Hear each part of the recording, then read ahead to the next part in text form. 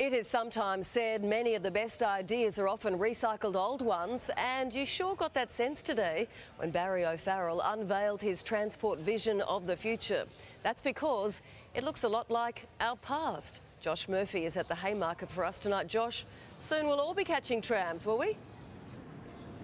Well, Sandra, this sure is a case of what is old is new again, and really another chapter in Sydney's sometimes great and sometimes sorry transport history. The Premier is taking a $1.6 billion plunge to return trams to inner Sydney and beyond, all in an effort to relieve congestion.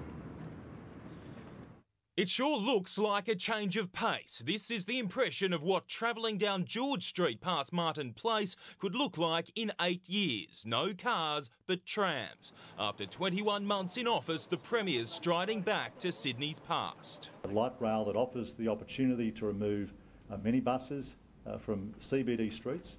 It all begins in the eastern suburbs at Kingsford and Randwick. 2 tram lines snaking their way past the racecourse up to the SCG and the city's sport precinct, cutting through Moore Park and down through Surrey Hills. This stop on Chalmers Street next to Central.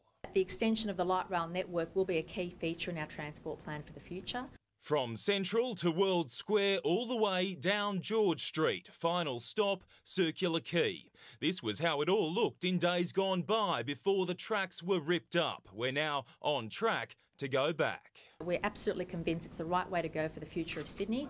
But that's against the advice of the state's chief infrastructure advisors Nick Greiner and Paul Broad, who wanted bus tunnels under the CBD. It seems they were the only ones. Others can't wait for construction. The work's been done and it's the right thing to do for our city, and it's what other major cities are doing. It also promises faster travel from Kingsford or Randwick to Central, 24 minutes. From Central to Circular Quay, 15 minutes. But there are other measures in the Transport Master Plan which have been ignored. There's no decision on increasing train fares or road tolls. That's the nature of a master plan, and partly, Josh, because as much as you look for it, those decisions aren't there.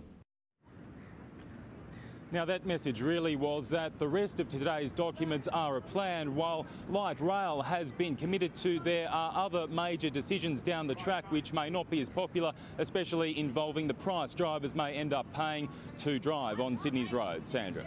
OK, Josh, thank you.